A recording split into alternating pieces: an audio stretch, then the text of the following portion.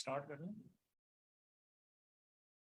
अब बाबर 31 पे 4 आउट करने के बाद फिर मैच बिल्कुल आखिरी ओवर में आ जाना कितनी डिसअपॉइंटमेंट है, और आखिरी ओवर नवाज से जो कराने का जो है फैसला, उसके बारे में थोड़ा सा। हाँ देखें बिल्कुल, मेरे ख्याल से काफ़ी टाइट मैच हुआ है और अर्ली ऑन जो बॉलर्स ने बॉलिंग किया पहले 10 ओवर में वो आउटस्टैंडिंग था, इजी नहीं था। लेकिन मेरे ख्याल से क्रेडिट देना चाहिए हार्दिक पांड्या और विराट कोहली को, जिस तरह उन्होंने मैच फिनिश किया और मोमेंटम शिफ्ट किया इंडिया की तरफ से। बेसिकली प्लान ये था कि अपने मेन बॉलर को लाना, कि हमें वहाँ पे वहाँ पे हमें विकेट चाहिए थी, क्योंकि वहाँ पे हमें क्योंकि पार्टनरशिप बिल्ड हो रही थी, तो उस टाइम पे मुझे लगा कि अपने मेन बॉलर ला के प्रेशर बिल्ड करना चाहिए। लेकिन वो हुआ नहीं मेरे ख्याल से। मेरे ख्याल से जिस तरह विराट कोहली खेला और जो उसने क्लास शो करवाई, क्लास तो है लेकिन उसने और मजीद अपनी क्लास शो करवाई है। लेकिन मेरे ख्याल से नवाज ने भी देखें क्लोज मैच गया है और मेरे ख्याल से लोगों ने काफ़ी इंजॉय किया होगा। जी सर।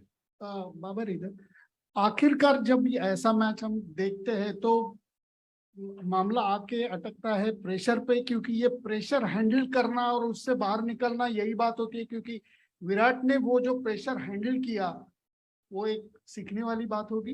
डेफिनेटली देखें, पाकिस्तान इंडिया का हमेशा मैच जब होता है तो एक्स्ट्रा प्रेशर होता है, और उसको आपने जितना ओवरकम कर सकते हैं आप करें। और देखें, इसलिए वो बड़ा प्लेयर है और उसने अपने आप पे अर्ली ऑन प्रेशर था लेकिन उसने ओवरकम किया, और जिस तरह उसने बारी को अपनी बिल्ड किया है और पार्टनरशिप बिल्ड किया है, मेरे ख्याल से मैच चेंज ही वहाँ से हुआ था।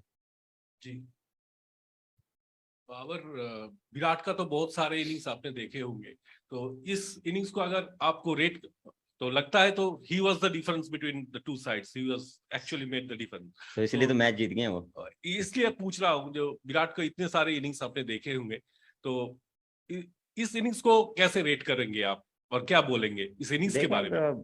काफी कुछ देखें, स्ट्रगल कर रहे थे मेरे ख्याल से। जिस तरह वो कम बैक आए और इतनी बड़ी इनिंग्स लगाने से उनका कॉन्फिडेंस काफी बड़ा होगा। और जब भी आप ऐसे मैचेस जिताते हैं तो आपको इंडिविजुअल भी काफी कॉन्फिडेंस मिलता है और आपका जो मेंटल लेवल है ज़रा ऊपर जाता है। जी मारिया इन्फिज़म।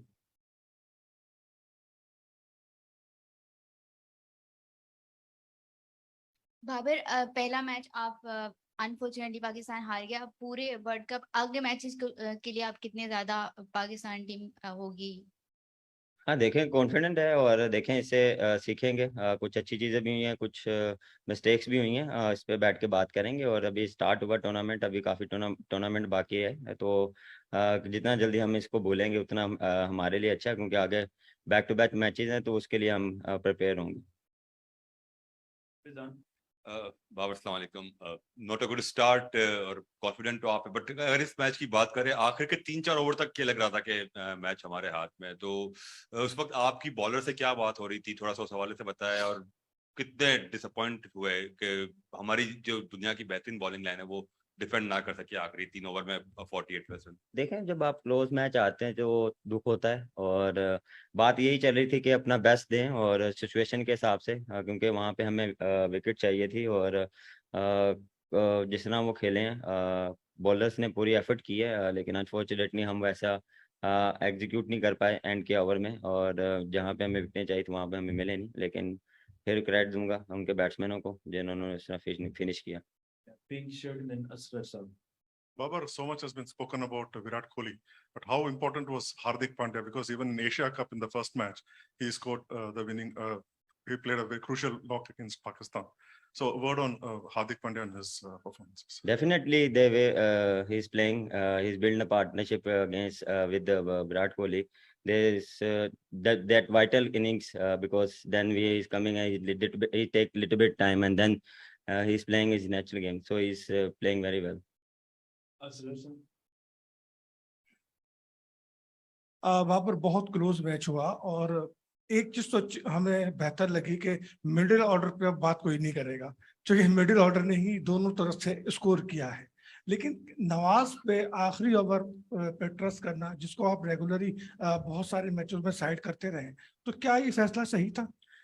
देखिए, मैंने पहले भी बोला था कि हम इसलिए अपने मेन बॉलर को लाए कि हम थोड़ा सा चाह रहे थे कि विकेटें मिलें। वो अनफॉर्चुनेटली मिले नहीं, लेकिन इन दी एंड जो लास्ट ओवर भी देख लें टाइट आखिरी ओवर आखिरी बॉल पे गया, और मेरे ख्याल से उसको भी क्रेडिट देना चाहिए कि इतना प्रेशर और इतना हाई इंटेंसिटी वाला जो उसने ओवर किया इजी नहीं होता, और एज अ प्लेयर आप पे बहुत प्रेशर आता है। तो जितना उसने किया मेरे ख्याल से मिस्टेक होती है, लेकिन उससे जितना इससे उसको सीखने को काफी कुछ मिलेगा, क्योंकि ऐसी सिचुएशन में जब भी वो आएगा वो उससे बेहतर करने की कोशिश करेगा। जी, last question. नवाज को तो पहले आप डाल नहीं सकते। Now you have explain that so to create pressure आपने उसको बढ़ाया, but are you really upset with the two main bowlers Shaheen and Naseem?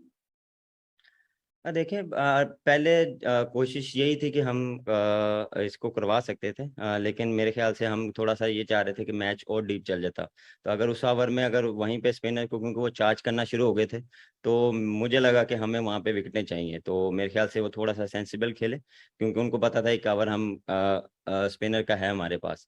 तो मेरे ख्याल से देखें उसमें भी देख लें एक मेरे ख्याल से वो उससे 9 बॉल हो गया, और वो उसके बाद जो वाइट हुआ और थोड़े से दुखे हुए इसमें देखें आखिरी ओवर में आपको, और दूसरी ओपोनेंट यही करती है कि आपने जाना ही जाना है, और फिर आप चांस लेते हैं, तो उसमें आप सक्सेस भी मिलती है और आप उस पर आप नहीं भी कर पाते। लेकिन इससे मेरे ख्याल से वो जितना सीखेगा और एज अ टीम हम इससे काफ़ी कुछ सीखेंगे।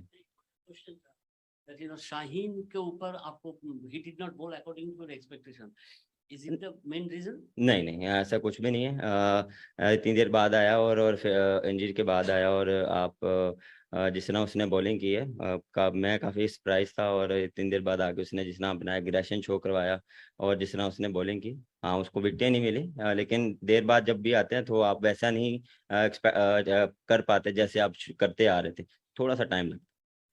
Thank you. Thank you.